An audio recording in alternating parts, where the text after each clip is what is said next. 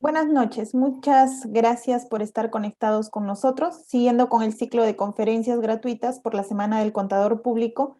En el área de tributación tenemos la ponencia con el tema implicancias tributarias del factoring, descuento y otras transferencias de crédito, que estará a cargo del abogado Carlos Alberto Vasallo, socio principal de CBT Tax y Legal SAC. Y como moderadora tendremos a la señorita CPC Domeli Astrid Vargas Reynoso. Ella es miembro del Comité Técnico Nacional de Tributación de la Junta de Decanos de Colegios de Contadores Públicos del Perú, contadora pública por la Universidad Católica Santo Toribio de Mogrovejo, USAT. Es maestra en tributación y asesoría fiscal de empresas por la Escuela Internacional de Posgrado de la Universidad César Vallejo de Trujillo. Cuenta con 18 años de experiencia profesional en el campo contable, tributario y laboral. En la actualidad es gerente de contabilidad, impuestos y auditoría del Estudio Reynoso, empresa que brinda servicios de asesoramiento contable y tributario. Es docente universitaria y miembro y directora del Consejo Directivo del Colegio de Contadores Públicos de Lambayeque. Adelante, señorita Domeli. Gracias, muchas gracias Jenny por la presentación.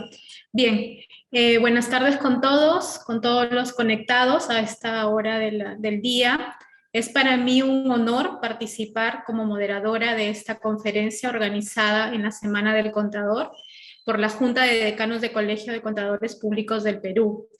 Y un honor también para mí presentar al doctor Carlos Vasallo, quien nos va a deleitar con este tema tan controvertido y tan nuevo, se podría decir, con la entrada en vigencia ya pues del decreto de urgencia que promueve el financiamiento de las MIPES, ¿no? Las implicancias tributarias del factoring, descuento y otras transferencias de créditos, un tema muy importante.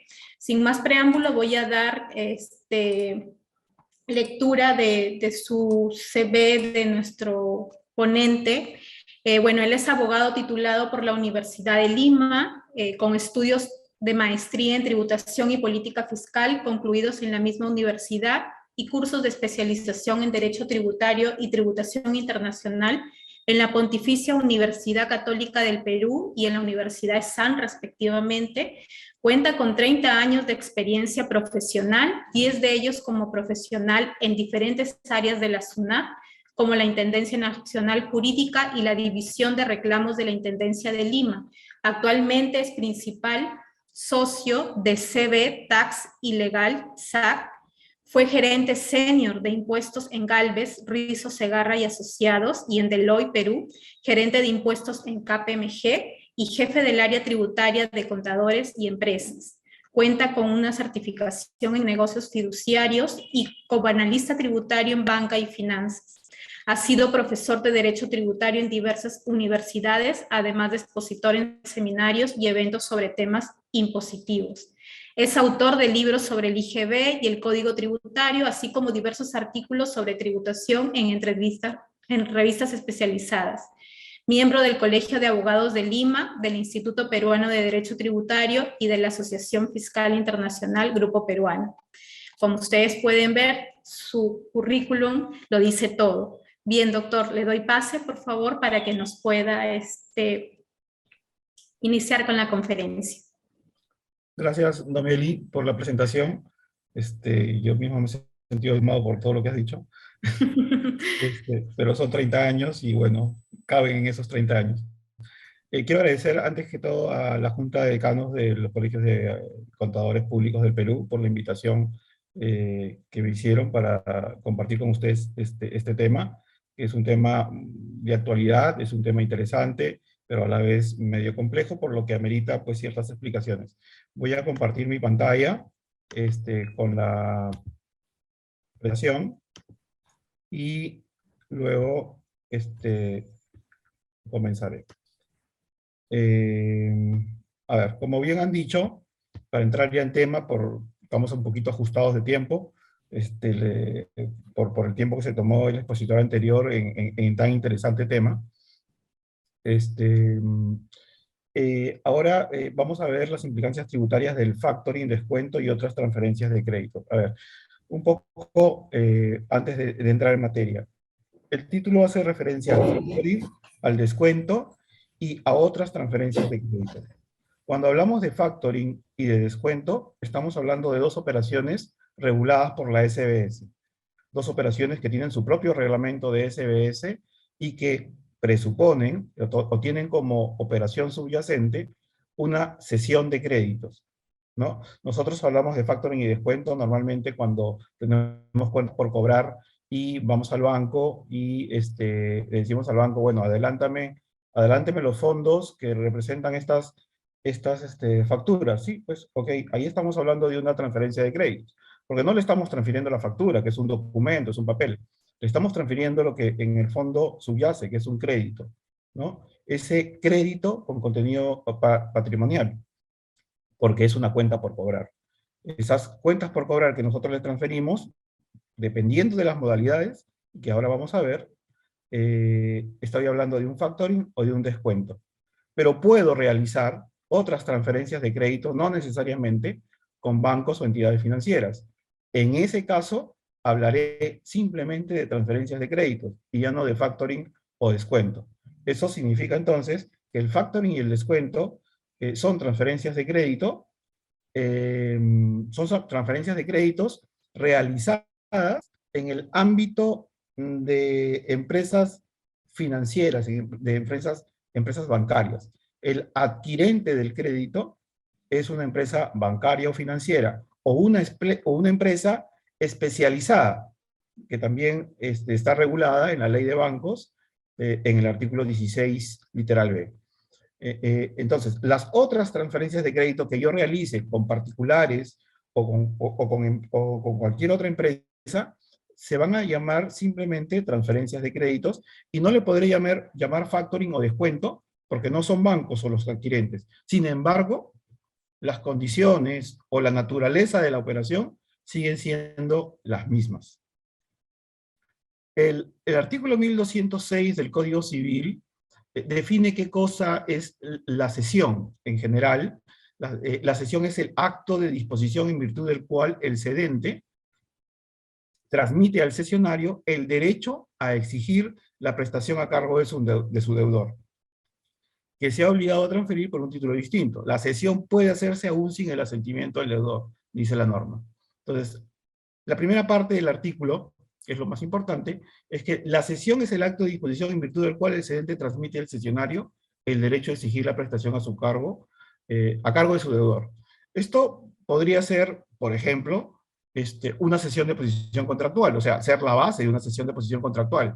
Si yo me obligo a pintar la pared de mi vecino, a cambio de dinero, yo tengo que cumplir una prestación de pintar, y él tiene que cumplir una prestación de pagarme. Sin embargo, podría ser que por alguna razón particular yo no pueda cumplir con esa obligación y cedo mi posición en el contrato, con lo cual, de repente, a mi hermano, que también es pintor, hago la cesión de posición contractual, le cedo mi posición en el contrato, y eventualmente él tendrá que cumplir con las prestaciones que yo me obligué, pero también tendrá derecho a exigir el crédito que corresponde a su contrapresión. Pero hablando de contenido patrimonial, hablo sí de por ejemplo, de una cuenta por cobrar. Si yo facturo y no cobro, porque la factura, por ejemplo, es a 60 días, lo que voy a registrar es una cuenta por cobrar. Y luego iré al banco y le diré, tengo una cuenta por cobrar respaldada en una factura X, y esta cuenta por cobrar, que es a 30, 60 días, es de X cantidad. El banco me dirá, ok, te doy ese monto, el valor nominal, con un descuento, que es mi comisión, y te llevarás pues tú la liquidez. Este artículo, en líneas generales, es el marco para que yo entienda qué cosa es una cesión. Ahora, el 1213 ya me habla de ciertas características de la cesión. el cedente no está obligado a garantizar la solvencia del deudor, pero si lo hace, responde dentro de los límites de cuanto ha recibido y queda obligado al pago de los intereses y al reembolso de los gastos de la cesión y de los que el cesionario haya realizado para ejecutar al deudor, salvo pacto distinto. Ya aquí me hablan de la garantía de la solvencia del deudor. Y esto me permite hablar luego, cuando ya entro en materia de las modalidades de las transferencias, hablar de una transferencia con recurso o de una transferencia sin recurso. Si yo garantizo la solvencia del deudor, es decir, asumo el riesgo digamos, el riesgo crediticio del deudor, esa transferencia de créditos es una transferencia con recurso.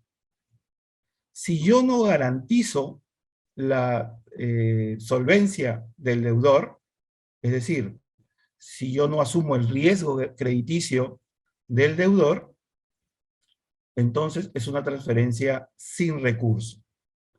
En términos prácticos, en una transferencia con recurso, si el deudor no paga al adquirente del crédito, entonces tendré que asumir yo, ¿no? Tendré que asumir yo el crédito o la obligación. Y en el caso contrario, cuando es sin recurso, entonces, en ese caso, si el deudor no paga, yo simplemente no tengo que asumir nada. El recurso o sin recurso hace referencia a la posibilidad que tiene el adquirente del crédito de recurrir al transferente para que asuma la responsabilidad. En este esquema que tienen en la pantalla, por ejemplo, el transferente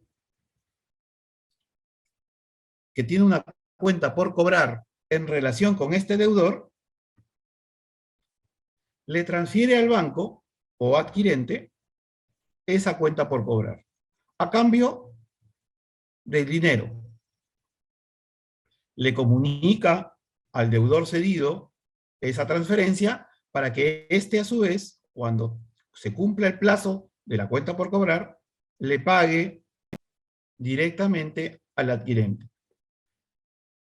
¿Cuál podría ser la razón, ¿no? ¿Cuál podría ser la razón para que este transferente realice estas transferencias de sus créditos, de sus cuentas por cobrar? La primera, que se me viene a la mente, es que el transferente o acreedor de este deudor, tiene un activo ilíquido, una cuenta por cobrar, que la quiere hacer líquida. Es decir, ¿de qué me sirve tener una cuenta por cobrar de 500.000 soles, ahora que necesito liquidez, si en realidad es dinero que no tengo en este momento? Entonces, yo puedo transigir con el que adquiera el crédito, de que me adelante esos 500.000 menos un porcentaje para tener la liquidez en este momento y no en 60 días o en 90 días. Entonces, el interés del acreedor principal es hacer líquido un activo ilíquido. Pero también, ¿no?, al tener esa liquidez, abre la posibilidad de reinvertir en capital de trabajo o en otros, digamos, insumos necesarios para la prestación de servicios, para la comercialización o la producción. Por otro lado, también es un ahorro de recursos logísticos y financieros destinados a la recolección de sus cuentas por cobrar. Eventualmente, empresas medianas o chicas no tienen un departamento de tesorería o de cobranzas para hacerse cargo de esto. Entonces, digamos, negociar sus créditos a través del factoring, descuento o cualquier otra modalidad similar, le permite ahorrar tiempo y recursos logísticos en las cobranzas. En este caso, lo único que tendrán que hacer es ir al banco, y ahora hay muchos mecanismos para poder obtener liquidez, digamos, con transferencias de créditos. También puede tener un control sobre sus ingresos, mayor flexibilidad en el flujo de caja, obtiene liquidez inmediata de sus ventas a plazo, y bueno, puede hacer planificación financiera. El adquirente, por su parte, ¿qué tiene, digamos, que ganar con esta figura? Evidentemente, gana, ¿no? Por la diferencia que paga por debajo del valor nominal. Si el valor nominal de la cuenta por cobrar es de 500.000, como les decía, y hay una tasa de descuento de 10%, él pagará 450.000 por un crédito de 500.000, y cuando le toque cobrar, su ganancia es la diferencia, 50.000. ¿No? Pero ¿cuáles son los aspectos negativos? Bueno, en el caso del transferente, deja parte de su ingreso para el adquirente, que va a constituir en estricto, o podría constituir en estricto, su ganancia, ¿no?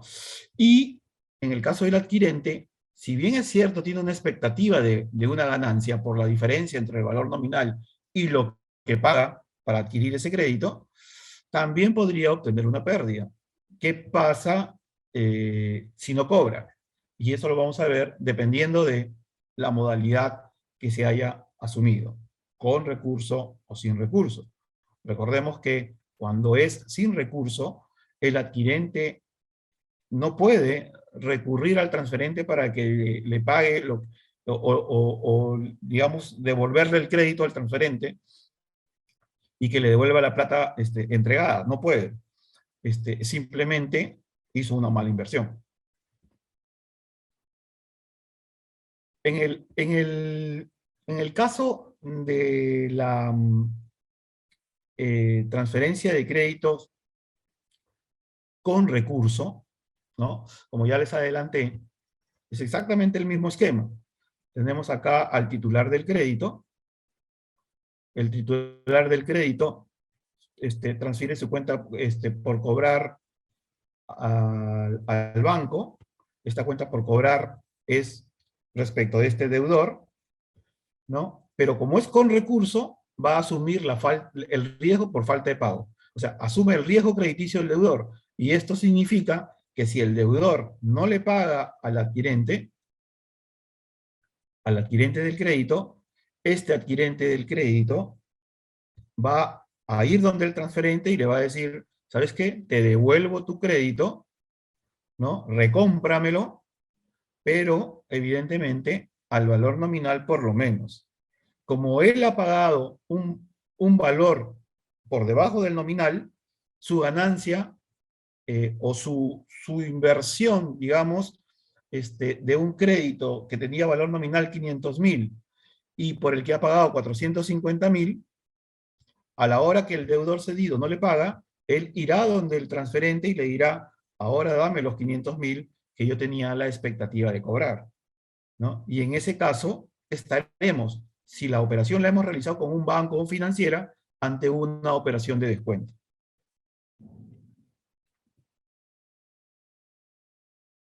En el caso de las transferencias de crédito sin recurso, el esquema es exactamente el mismo, pero sucede que cuando el deudor cedido no paga al adquirente del crédito, en ese caso, el adquirente del crédito no puede hacer nada, porque la modalidad sin recurso supone haber asumido el riesgo crediticio del deudor, o sea, el riesgo de su falta de pago. Y tendrá en ese caso que, digamos, asumir esa pérdida que en buena cuenta, en su debido momento, podrá provisionar y tomarse como, digamos, como gasto para efectos tributarios por una provisión de cobranza dudosa.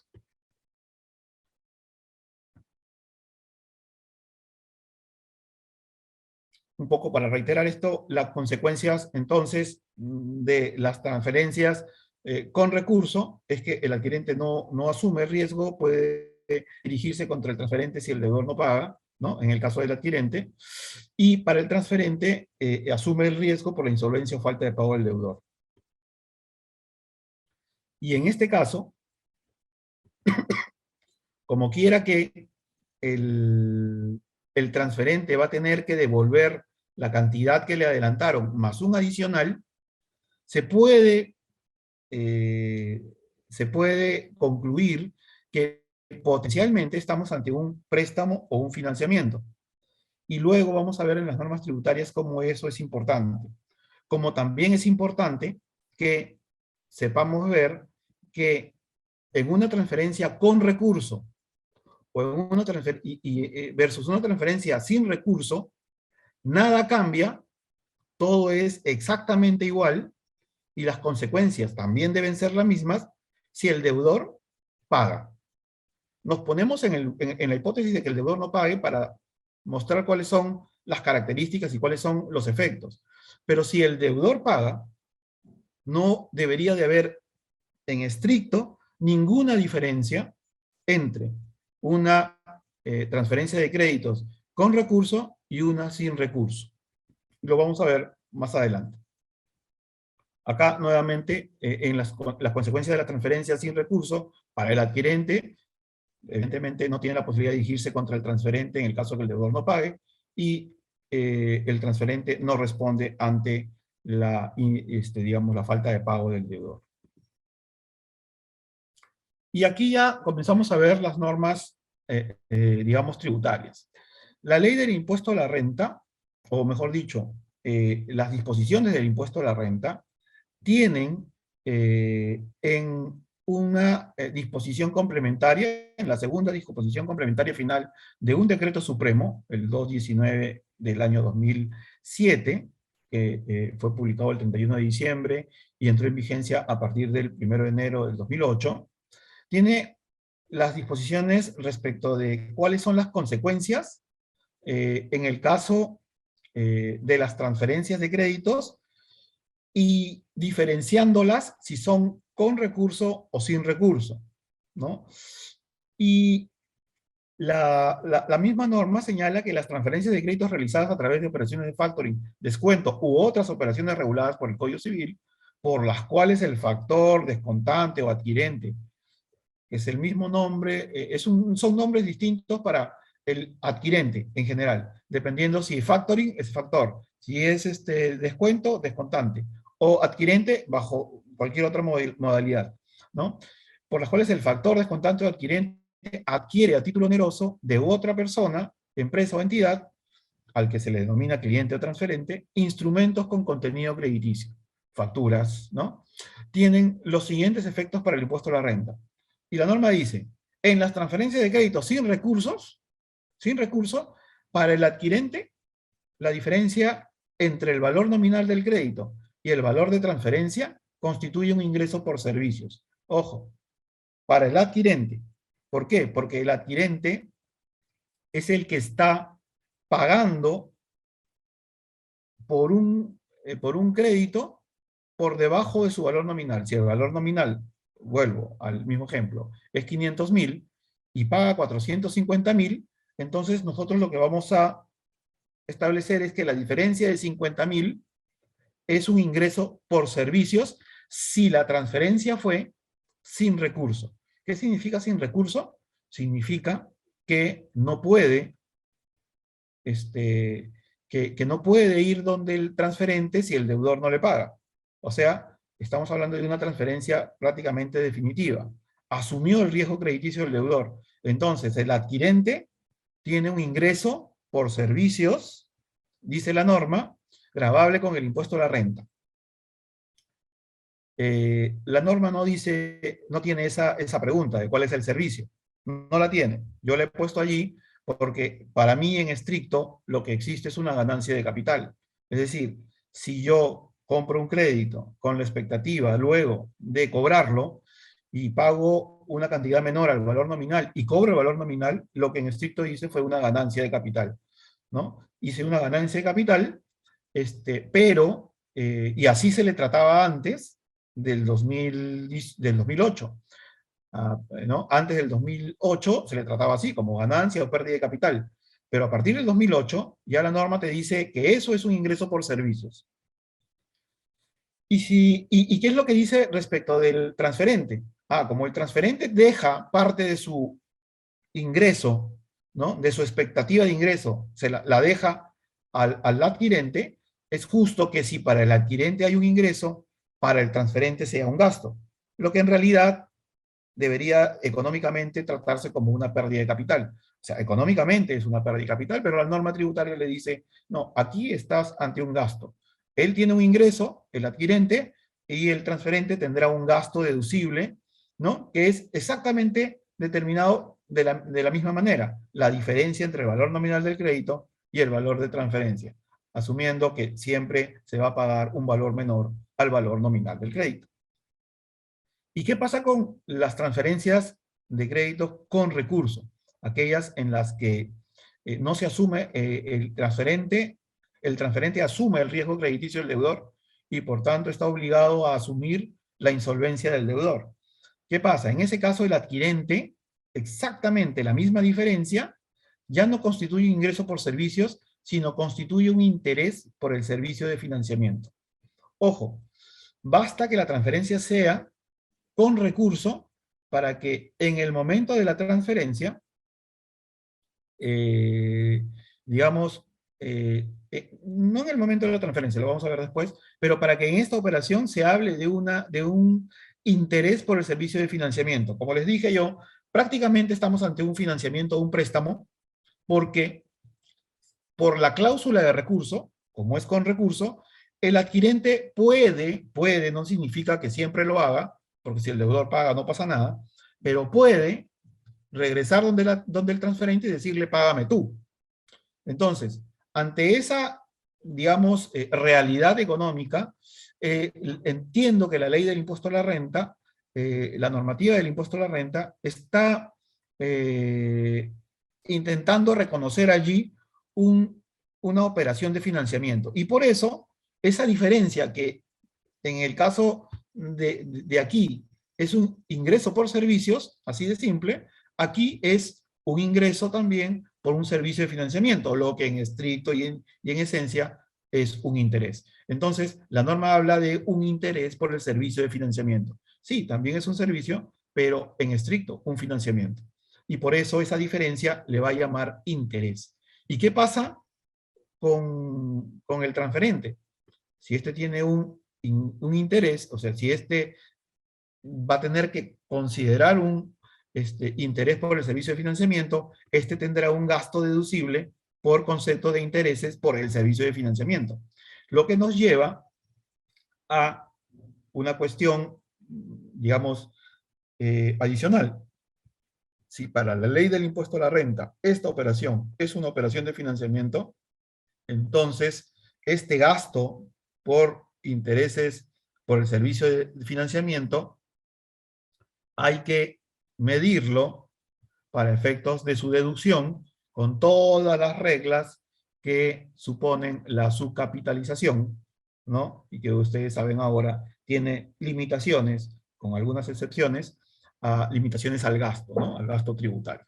Y además, también, si la operación es una operación internacional, tendremos que verificar el momento en el que se genera la renta de fuente peruana, la tasa aplicable, establecer si hay convenios para evitar la doble imposición, modelo OSD, o si se aplica la decisión 578, para ver si tributa o no tributa, cómo tributa y hasta dónde tributa vía retención, ¿no? Lo vamos a ver dentro de un momento, ¿no? Y esta norma, por eso mismo les decía, no hace diferencia en el tratamiento entre domiciliados y no domiciliados. Esta norma habla en estricto de las transferencias de crédito que sean con o sin recurso y le asigna consecuencias, le asigna los efectos. Para unos será ingreso por servicios y gasto deducible. En el otro lado tenemos el interés por el servicio de financiamiento y el gasto deducible por concepto de intereses por el servicio de financiamiento. La misma norma hace referencia a que para efectos de los pagos a cuenta, el cliente o transferente no va a considerar, no formará parte de la base de cálculo de tales pagos a cuenta el monto que reciba. ¿Por qué? Porque recuerden que ese crédito proviene de una cuenta por cobrar. Y esa cuenta por cobrar normalmente está sustentada en una factura. Si esa factura ya se consideró como ingreso porque devengó el mismo, ya no tiene sentido económico ni tributario que se vuelva a cobrar, digamos, a pagar el impuesto sobre un monto que ya tributó, ¿no? Por ejemplo, si en el día último del mes de agosto de este año emití una factura por 500.000, con vencimiento a 60 días, por un servicio que ya presté, evidentemente el ingreso ya devengó. Y yo ya voy a tributar en agosto, o por agosto, voy a tributar por esos 500.000. Cuando en el mes de septiembre le transfiera ese crédito a un banco en una operación de factoring o descuento, yo no tendría por qué considerar nuevamente los 450.000 que me dio el banco por un crédito de 500.000, porque ya en agosto he considerado ese ingreso.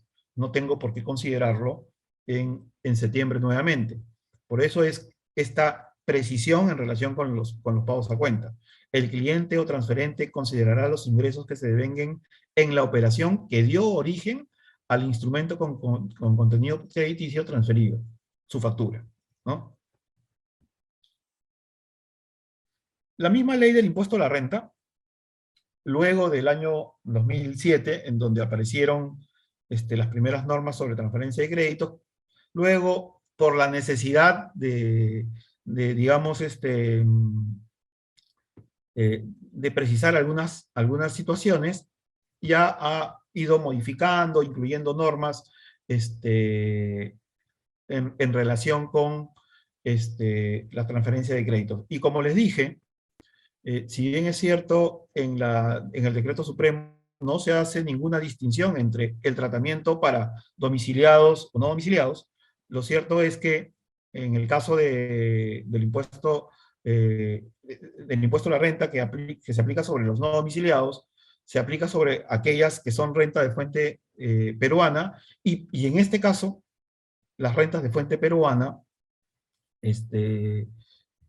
la norma, el inciso G del artículo 10, ha señalado cuándo hay renta de fuente peruana, y se ha referido únicamente, ¿no? Únicamente a las rentas obtenidas por las transferencias de créditos realizadas a través de operaciones de factoring, ¿no?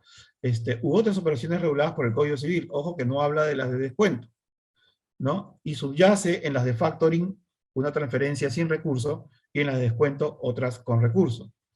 Y solo habrá renta de fuente peruana cuando coincidan estas dos condiciones: que el factor o adquirente del crédito asuma el riesgo crediticio del deudor, que coincide con una operación de factoring, ¿no? Una transferencia sin recurso.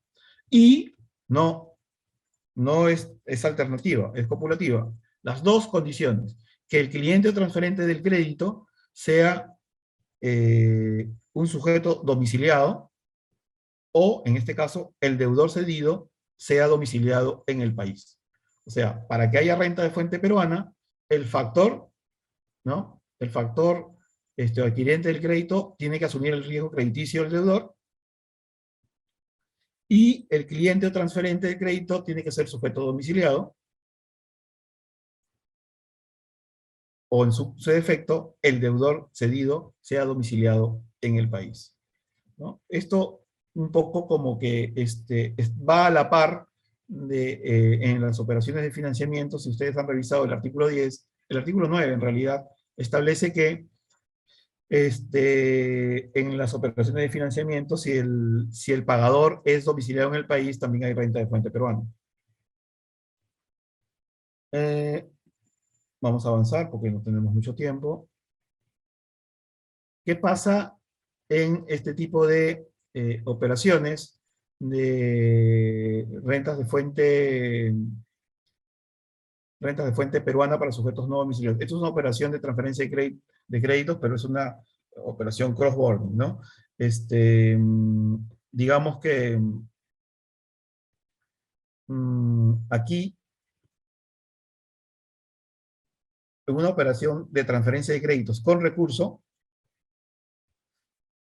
el literal aplicable es el C del artículo 9, las producidas por capitales, ¿no? Como les decía, ¿no? Las producidas por capitales van a ser renta de fuente peruana cuando el capital esté colocado o sea utilizado económicamente en el país, o cuando el pagador sea un sujeto domiciliado en el país. Por ejemplo, el deudor domiciliado.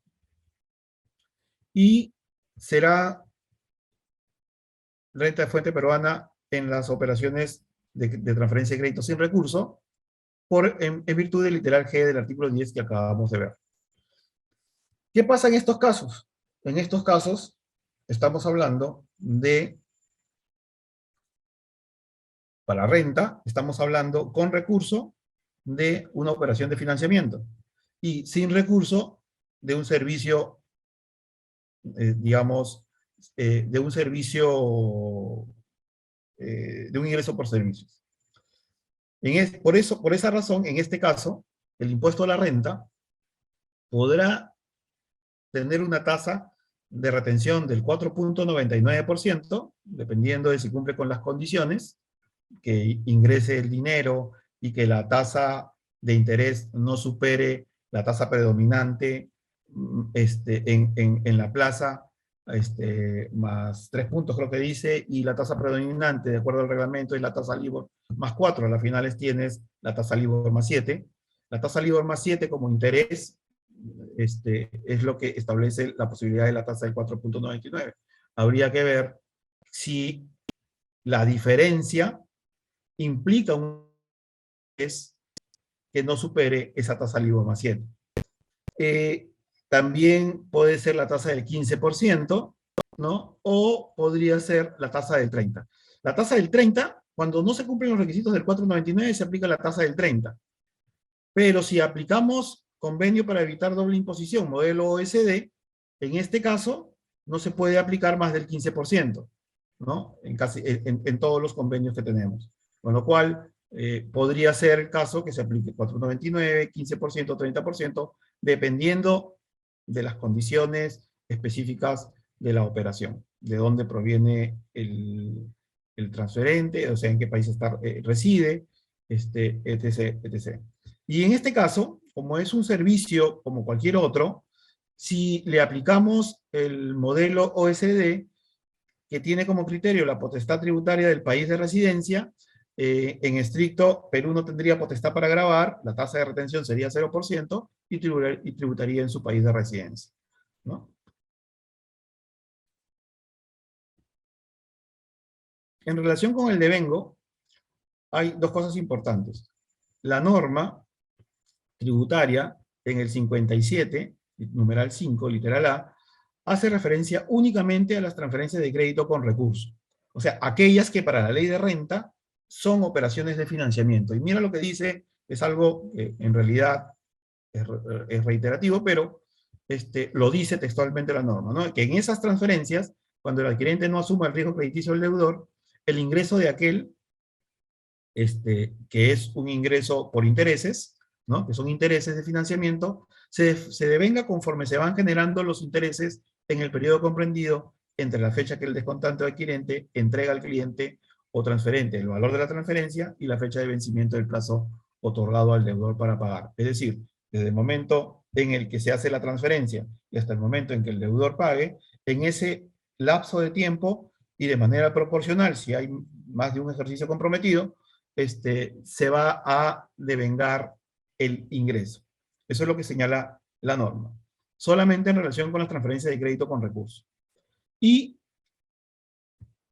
nos deja la duda de ¿y qué pasa con las transferencias sin recurso? Esas que son definitivas y en estricto no se puede hacer ya nada más si el deudor no me paga. Hay un informe de la SUNAT, que es el informe 044-2020, que nos podría aclarar un poco el panorama. Porque en ese informe en estricto se señala que el adquirente del crédito estaría prestando un servicio al transferente, que es el servicio de la liberación del riesgo crediticio del deudor. Como la transferencia es sin recurso y el riesgo lo va a asumir el adquirente, ¿no? Lo que yo voy a ganar, el servicio que le estoy prestando y por lo que voy a ganar la diferencia entre el valor nominal y el valor de transferencia, es por liberar al transferente del riesgo crediticio del deudor. En ese informe se señala esto textualmente. Ahora bien, la doctrina y la jurisprudencia señalan, refiriéndose al factoring, que existe, en donde la transferencia sin recurso, que en existe una prestación de servicios por parte del factor, que consiste fundamentalmente, entre otros, en liberar al cedente del riesgo de no pago de los mismos. Por tanto, puede afirmarse que, al igual que en el caso del factoring, en el supuesto de la cesión de créditos sin recurso, existe una prestación de servicios por parte del cesionario, que consiste en liberar a los cedentes del riesgo del no pago de sus carteras de crédito hipotecarias que estos ceden. Este es un caso distinto. Entonces, ¿qué podemos concluir de esto? Que, en buena cuenta, para el adquirente, que es el que obtiene el ingreso por servicios, devenga en el momento de la operación, en el momento en el que realiza la operación de adquirir esos créditos sin recurso. En ese momento, que es un momento único, inmediato, yo adquiero sin recurso y en ese momento libero al transferente del riesgo crediticio del deudor. En ese momento estaría devengando mi ingreso, ¿no? Contra lo que antes se asumía. Antes de estas normas, ¿qué se asumía? Se asumía que, como era una ganancia o una pérdida, la ganancia o la pérdida recién se hacían en el momento en el que yo hacía la cobranza del crédito o cuando agotaba las acciones para cobrarle a un deudor moroso.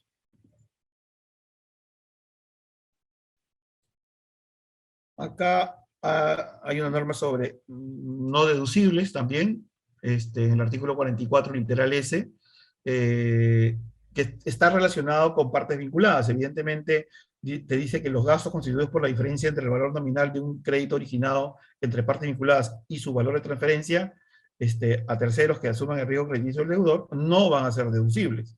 Y porque esta era una de las formas en las que digamos, se convertía un gasto no deducible en deducible antes de esta norma. ¿Cómo así? Claro, nosotros sabemos que entre partes vinculadas, las operaciones de financiamiento, si el deudor no paga, no lo puedo provisionar, o no tiene la calidad o el carácter de incobrable. Y por tanto, una provisión de cobranza deudosa sobre esas deudas o sobre esas acreencias no me generaban gasto deducible. ¿Qué hacía? Se transfería el crédito sin asumir,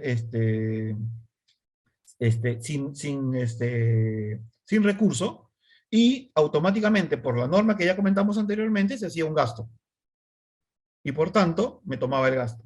Entonces, esta norma le puso parche a eso cuando provienen las operaciones de partes vinculadas. O sea, el crédito, la cuenta por cobrar, que se genere entre partes vinculadas, no va a generar un gasto deducible en la medida que utilice la operación de transferencia de créditos.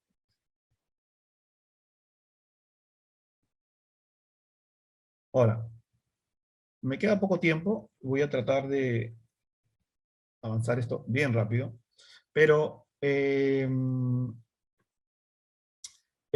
relación con el IGB, las operaciones que grava el IGB en el artículo 1 no contienen ninguna de las operaciones que suponen la transferencia de créditos, sea bajo cualquier modalidad, factoring, descuento o modalidad del Código Civil. El artículo 75 de la ley y el numeral 16 del artículo 5 del reglamento son las normas que regulan las transferencias de crédito. Y en el caso del IGB, lo que es importante es que este artículo 75 se reduce a esto. Se reduce al hecho de, primero, saber si son con recurso o sin recurso, ¿no? Como en renta, pero luego la posibilidad de aplicarla o no, o en estricto, la aplicación de la cláusula de recurso. Veamos. El artículo 75 está relacionado, que habla de factoring, que hace referencia al factoring, y luego en su segunda parte a la transferencia de dichos créditos. Entonces, mucha gente pensó, oye, solamente están hablando del factoring. Lo cierto es que en el reglamento, en el numeral 16 del artículo 5, se hace referencia ya a todas las transferencias de crédito. Entonces, en realidad, el 75 y el numeral 16 del artículo 5 del reglamento regula todas las transferencias de crédito. Y en estricto, y en resumen, tenemos que hablan de las transferencias de crédito sin recurso y hablan de las transferencias de crédito con recurso. En el caso de las transferencias de crédito sin recurso, ¿no? Que es una transferencia de créditos definitiva, en ese caso, te dice, ojo, aquí no hay ni venta ni prestación de servicios. En el caso de las transferencias de créditos con recurso,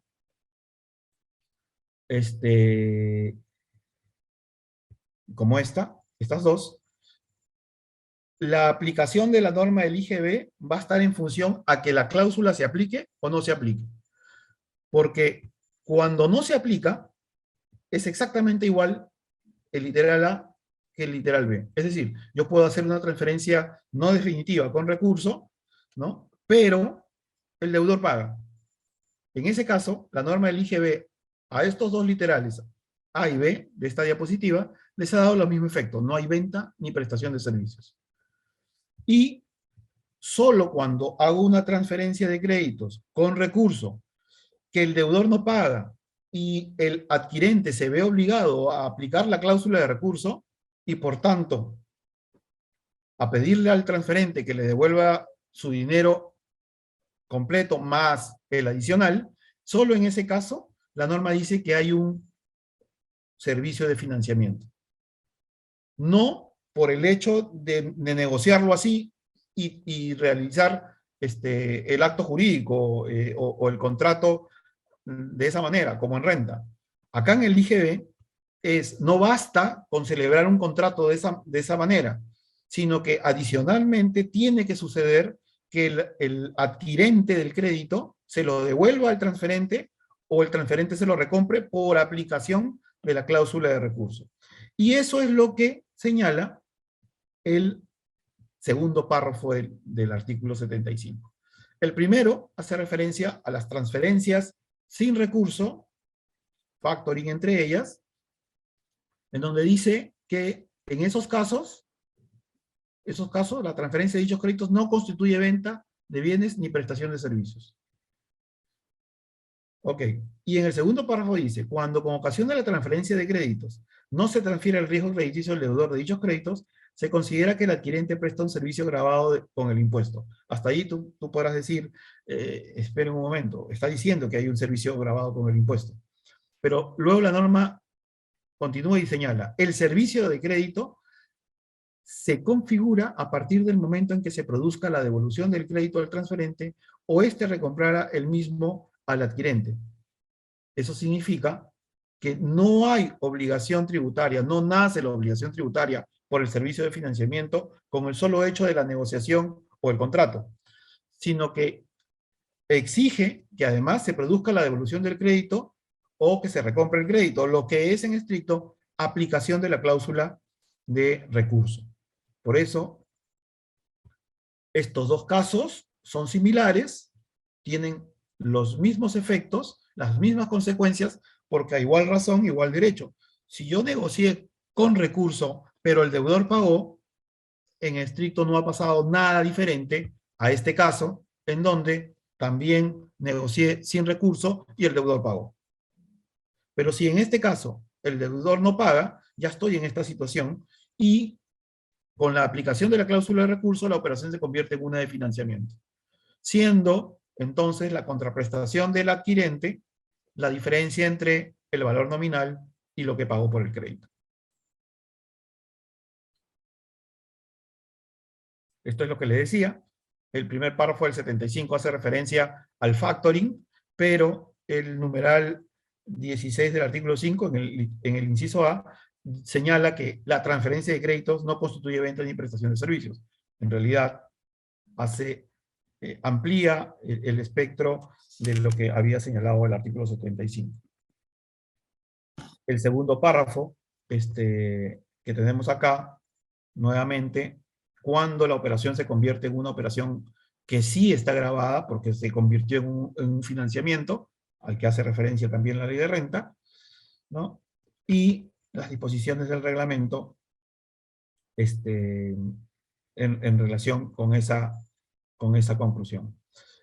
Conclusión que además encuentra sustento en estas resoluciones del Tribunal Fiscal, entre otras, y en este informe del año 2009 de la SUNAT, en donde señala que solo en la medida que hay un incumplimiento del deudor y el transferente asuma el riesgo crediticio, ¿no?, se configura la obligación tributaria del servicio de financiamiento contemplado en el segundo párrafo.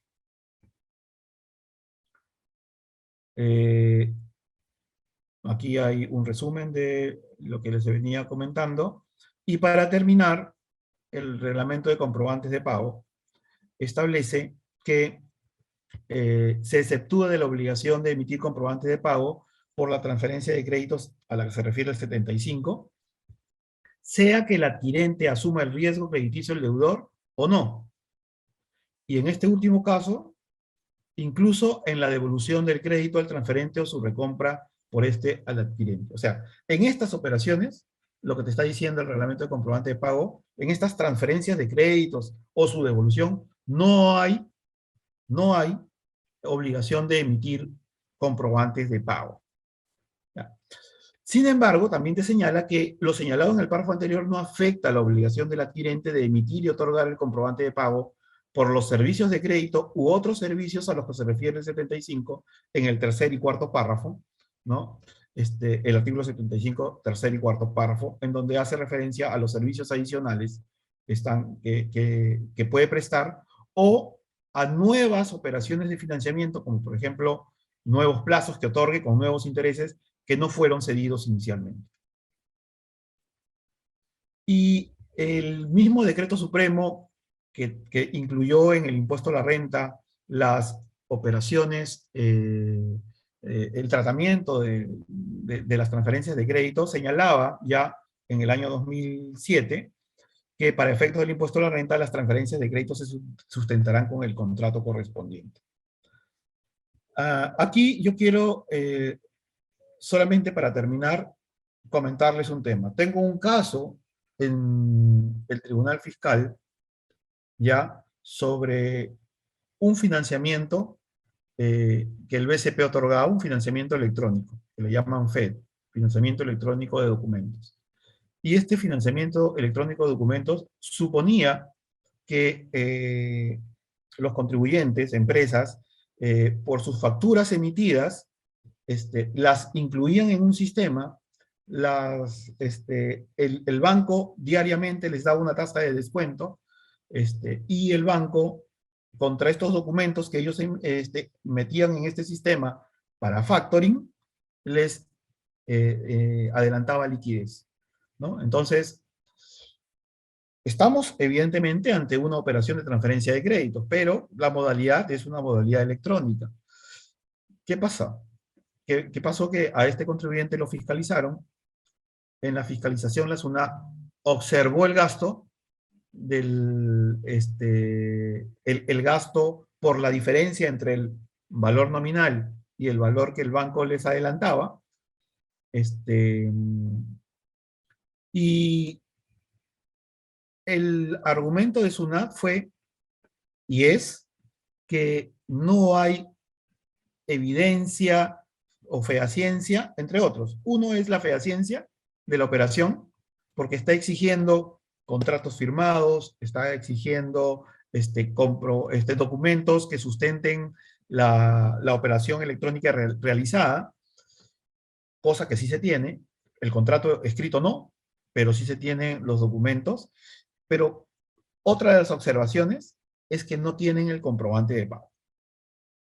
Y no tienen el comprobante de pago por el gasto que asumieron por la diferencia del valor nominal y el valor recibido del banco. Y por más que se les ha explicado en fiscalización y en reclamos, han insistido con el reparo, señalando que todo gasto o costo debe tener comprobante de pago, ¿no? De acuerdo con el artículo 20 de la Ley del Impuesto a la Renta y de acuerdo con el artículo 37 y 44 también de la Ley del Impuesto a la Renta en relación con los gastos. Y se les ha explicado que no hay posibilidad de exigir un comprobante de pago por esas situaciones en la medida que en estas operaciones, incluso no siendo electrónicas, se está eximiendo la obligación de emitir comprobantes de pago. Entonces, es un caso real y es un caso que seguramente en algunos meses tendrá que resolver el Tribunal Fiscal en base a toda la documentación que se le ha entregado y en base a esta normativa que al parecer es más compleja de lo que yo pensaba para la administración tributaria. Bueno, eso es todo lo que les puedo decir. Agradezco su atención y quedo atento a las consultas si las hubieran.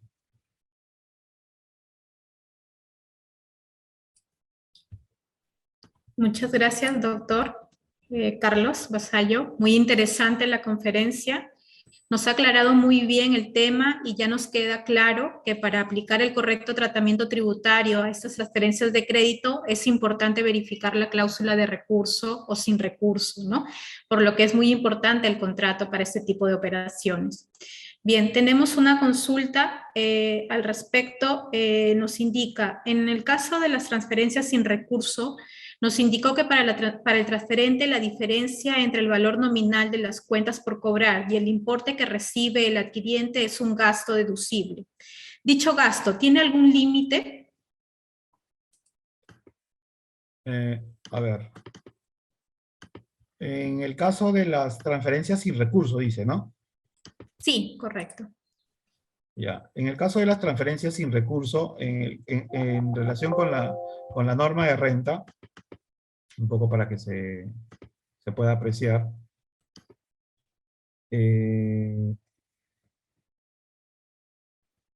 aquí.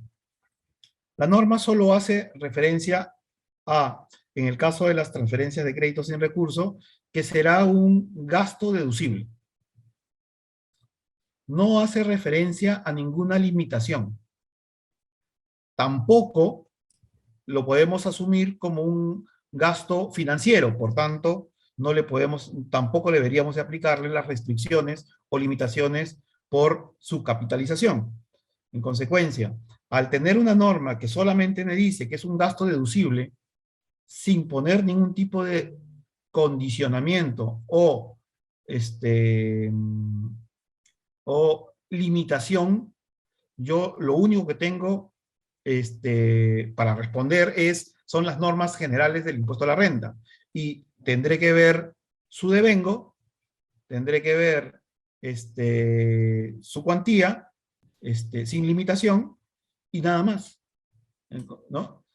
Ahora, si voy al criterio de SUNAT, probablemente tendría que pedirle al adquirente que me emita una factura por esa diferencia, para poder tener un documento que sustente el gasto, pero en estricto, el mismo documento en el que se celebra la transferencia de créditos debería ser suficiente para sustentar esa diferencia que para mí es un gasto y que la norma me está diciendo que es un gasto deducible, porque asume de suyo su causalidad y su fehaciencia. Perfecto. Sí, queda muy claro, muy claro la ponencia, nos ha despejado muchas dudas. ¿no? Ya nos quedó corto el tiempo, pero le agradecemos por su participación y muy contentos todos por esta conferencia. Desearles, bueno, a todos un feliz Día del Contador, este domingo 11 de septiembre. Sí, yo también quiero terminar deseándoles a todos un feliz Día del Contador. Tengo muchos amigos, incluso que ahora están escuchando, contadores. Buena parte de mi vida he trabajado con contadores y la verdad también se aprende del trabajo continuo con ustedes y les agradezco nuevamente la invitación y espero que podamos nuevamente en otra oportunidad estar juntos para tratar otros temas. Muchas gracias. Hasta luego.